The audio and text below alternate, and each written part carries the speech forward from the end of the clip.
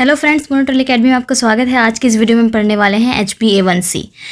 HbA1c stand for haemoglobin A1c यानी ग्लाइसेटेड haemoglobin.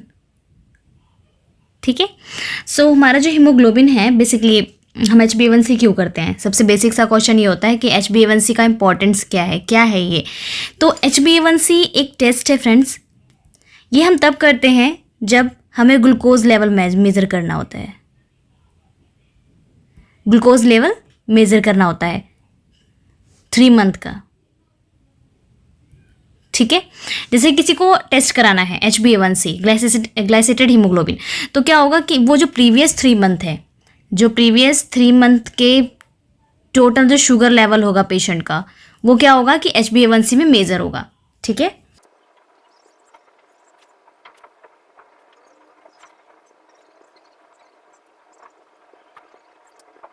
So friends, जो इसका डेफिनेशन है ये है HbA1c represent the integrated value of blood glucose fluctuations over 3 months. तो जो 3 महीने के अंदर जो भी फ्लक्चुएशंस हुई हैं, तो ये ना ग्राफ के थ्रू शो करता है। ठीक है। कितना अपर हुआ है, कितना लो हुआ है। ठीक है। ये ग्राफ के थ्रू आपको क्या करता है, शो करता है। तो आपकी ना ये हीमोग्लोबिन जो है HbA1c की जो है वैल्यू आती है। ठीक है। ग्राफ के थ्रू। तो इस ग्राफ में आपका क्या पता चलता है कि आपका कितना ज़्यादा हाई हुआ है और कितना ज़्यादा लो हुआ है। So it is use to monitoring diabetic control. Diabetic control को मॉनिटर करने के लिए हम HbA1c टेस्ट करते हैं।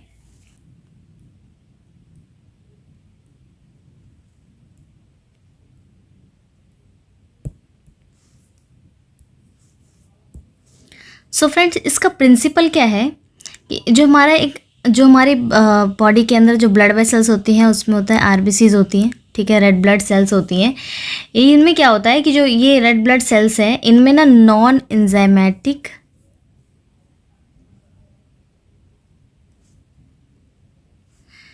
ग्लूकोसाइलेशन इसके अंदर क्या होता है, नॉन एंजाइमेटिक ग्लूकोसाइलेशन होता है।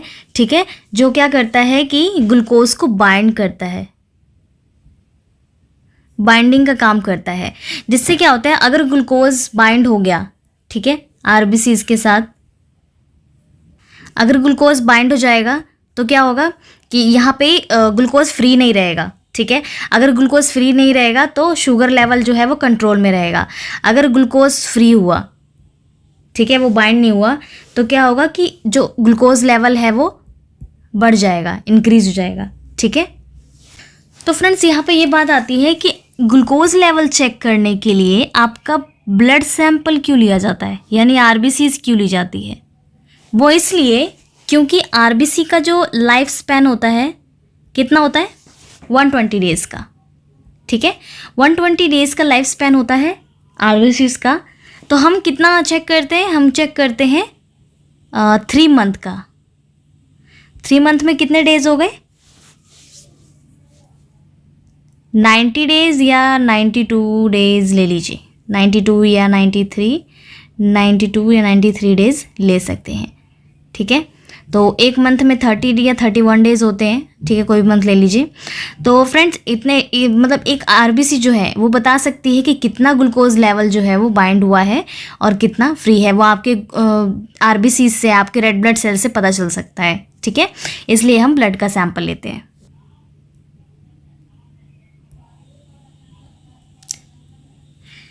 इसका प्रिसीजन क्या है फ्रेंड्स? प्रिसीजन ये है कि जो HbA1c है टेस्ट, इसके लिए कोई भी फास्टिंग सैंपल रिकमेंड नहीं है। आप किसी भी टाइम पे, किसी भी कंडीशन में आप सैंपल दे सकते हैं। ठीक है। आप नॉन फास्टिंग,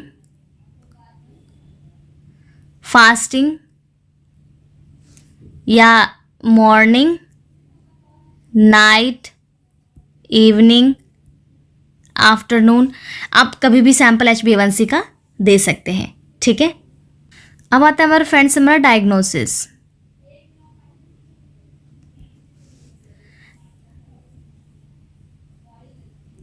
ऑफ डायबिटीज़ को किस तरीके से डायग्नोज करेंगे, डायबिटीज़ कैसे डायग्नोज करते हैं आप? तो सबसे पहले क्या होता है कि जब आप टेस्ट करते हैं, जो ब्लड टेस्ट, जो ब्लड सैंपल आपने कलेक्ट किया,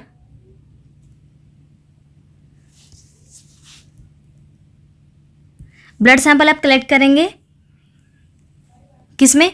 तो सबसे पहले क्या होता है कि यहाँ पर ब्लड सैंपल कलेक्शन होता है। ब्लड सैंपल कलेक्शन के लिए आपको प्रोसीजर पता होना चाहिए कि आप कौन सी वायल लेंगे, प्रिक कहाँ करेंगे, ठीक है, टेक्निक आपको पता होनी चाहिए। तो हम लेते हैं EDTA vial, EDTA ethamine diamine tetraacetic acid, ठीक है, एथामिन डायमाइन टेट्राएसिटिक एसिड हम वायल लेते हैं जो हमारा लेवेंडर टॉप होता है, पर्पल टॉप भी होता है, ठीक है, पर्पल और लेवेंडर टॉप होता है, उसमें हम EDTA सैंपल लेते हैं अप टू जितना मार्क है उतना, ठीक है। एंड जो प्रोसीजर है आपको पता होना चाहिए, कलेक्शन का प्रोसीजर क्या है। आप जो है वो वेन से सैंपल कलेक्ट करेंगे थ्रू दी प्रिक, ठीक है। सैंपल कलेक्शन करने के बाद क्या करेंगे, लैब में प्रोसेस के लिए दे देंगे। अब प्रोसेस के बाद क्या होगा कि वो डायग्नोसिस करेंगे, रिजल्ट आएगा हमारा। तो जो रिजल्ट आएगा, फर्स्ट है हमारा नॉर्मल रेंज। तो जो HbA1c है उसका नॉर्मल रेंज होता है बिलो 5.7%, ठीक है, ये हमारा नॉर्मल रेंज है। सेकंड है प्री डायबिटिक। प्री डायबिटिक का जो रेंज होता है वो 5.7 to 6.4% होता है, यानी 5.7% to 6.4% के बीच में अगर रहा कोई वैल्यू तो वो प्री डायबिटिक है। थर्ड की बात करें डायबिटिक, डायबिटिक किस कंडीशन में होता है, 6.5% और हायर, यानी अबव 6.5% ये डायबिटिक कहलाते हैं, ठीक है। तो आपको पता चल गया फ्रेंड्स, जो HbA1c की नॉर्मल रेंज होती है वो बिलो 5.7% है, प्री डायबिटिक 5.7 to 6.4 के बीच में है और डायबिटिक 6.5 के अबव होते हैं, ठीक है। सो फ्रेंड्स यहाँ पर ना कंडीशन होती है प्रेगनेंसी की। आपको पता है प्रेगनेंसी के केस में क्या होता है कि जो ग्लूकोज लेवल होता है ये इंक्रीज हो जाता है प्रेगनेंसी के केस में। तो क्या होता है कि ये जो इंक्रीज हुए हैं, ठीक है, तो इसमें जो ऑप्टिमल टारगेट कितना होता है, 6% होता है, ठीक है, और एक्सेप्टेबल होता है 6.5%, ठीक है। तो इसमें क्या है कि प्रेगनेंसी वैसे भी नॉर्मल कंडीशन में जब आप देखेंगे तो जो वीमेन होती है उनका क्या है कि जो नॉर्मल HbA1c जो है वो हाई हो जाती है, मतलब नॉर्मल से ज़्यादा हो जाती है, ठीक है। तो इसमें कोई वो नहीं है। जब आफ्टर डिलीवरी क्या होता है, आफ्टर डिलीवरी ये नॉर्मल रेंज में आ जाता है, ठीक है, आफ्टर डिलीवरी नॉर्मल रेंज में आ जाता है। प्रेगनेंसी के केस में ग्लूकोज लेवल हाई रहता है। सेकेंड कंडीशन होता है आपका किडनी फेलियर। किडनी फेलियर की कंडीशन में भी ये ऑल्टर HbA1c रिजल्ट आता है, ठीक है। एनीमिया के केस ले सकते हैं, आयरन डेफिशिएंसी ले सकते हैं। तो कई सारे ऐसे डिजीज हैं या फिर कई सारी ऐसी कंडीशंस हैं जिसमें जो आपका है ऑल्टर रिजल्ट आता है आपके HbA1c का। सो अब आता है लास्ट हमारा फ्रेंड्स कॉम्प्लिकेशंस रिस्क। तो आप जानते हैं कि जब आपका जो HbA1c है अगर आपका हाई आ रहा है तो इस कंडीशन में क्या होगा कि उसका जो लेवल है वो 9% इंडिकेट होगा। मैंने आपको बताया था कि जो एक डायबिटिक का जो एक रेंज है पेशेंट का वो है अबव 6.5 ये और हायर देन हायर, मतलब इससे ज़्यादा, यानी ठीक है 6.5 से अबव सारे डायबिटिक होते हैं, यानी 9% जिसका आ रहा है, ठीक है, तो ये पुअर ब्लड ग्लूकोज कंट्रोल है, ठीक है। इसको हम कहते हैं पुअर ब्लड ग्लूकोज कंट्रोल। जब आप अपने खाने पीने का ध्यान नहीं रखेंगे, अगर आप बाहर की चीज़ ज़्यादा लेंगे, जंक फूड वगैरह ज़्यादा लेंगे, ठीक है, तो आपका जो शुगर लेवल है वो ईजिली बढ़ जाएगा। तो आपका जब 9% वैल्यू आ रही है, इसका मतलब आपको पुअर ब्लड ग्लूकोज कंट्रोल है, ठीक है। तो ये आपको क्या करता है, हाइयर रिस्क कर देता है डायबिटिक कॉम्प्लिकेशंस, ठीक है, डायबिटिक कॉम्प्लिकेशंस को हायर कर देता है। तो फ्रेंड्स HbA1c जो है वो आपको आपका ग्लूकोज लेवल चेक करने के लिए है बेसिकली। तो आपको अपना ग्लूकोज किस तरीके से कंट्रोल रखना है, आपका अगर ग्लूकोज काफ़ी ज़्यादा हाई हो गया है, ठीक है, तो इसको कंट्रोल करने के लिए डॉक्टर का प्रिस्क्रिप्शन लें और सलाह लें उनसे, अपने डाइटिशियन से कांटेक्ट करें, डाइट चार्ट बनाएं और उसको फॉलो करें। तो क्या होगा कि आपका जो है ग्लूकोज लेवल क्या है वो कम हो सकता है।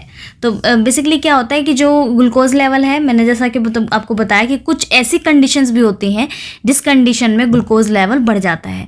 तो आपको डॉक्टर से कंसल्ट करना काफ़ी ज़रूरी है, क्योंकि ज़रूरी नहीं है कि आपका ग्लूकोज लेवल नॉर्मल खाने से या बाहर के खाने से बढ़ा है।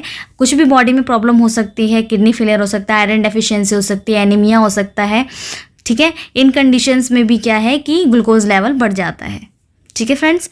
तो आपको पता है कि नॉर्मल रेंजेस आपको पता होनी चाहिए कि HbA1c की नॉर्मल रेंजेस क्या हैं, उसके अकॉर्डिंग आप अपनी जो है वो रिज़ल्ट पता कर सकते हैं, ठीक है। तो आपको हर 3 महीने में अपना HbA1c टेस्ट कराना चाहिए। जब आपको लगे कि आपको कुछ कॉम्प्लिकेशंस आ रही हैं तो आपको HbA1c टेस्ट कराना चाहिए, ग्लाइसेटेड हीमोग्लोबिन जिसको बोलते हैं हम, ठीक है। सो फ्रेंड्स आज की इस वीडियो में हमने HbA1c डिस्कस किया है। अगर इसके रिगार्डिंग कोई क्वेश्चन है आपका तो कमेंट बॉक्स में लिख सकते हैं। अगर आपका अदर कोई टॉपिक है तो टॉपिक का नाम भी आप कमेंट बॉक्स में लिख सकते हैं फ्रेंड्स, उसकी वीडियो आपको मिल जाएगी नेक्स्ट वीडियो में, ठीक है। सो फ्रेंड्स मिलते हैं नेक्स्ट वीडियो में।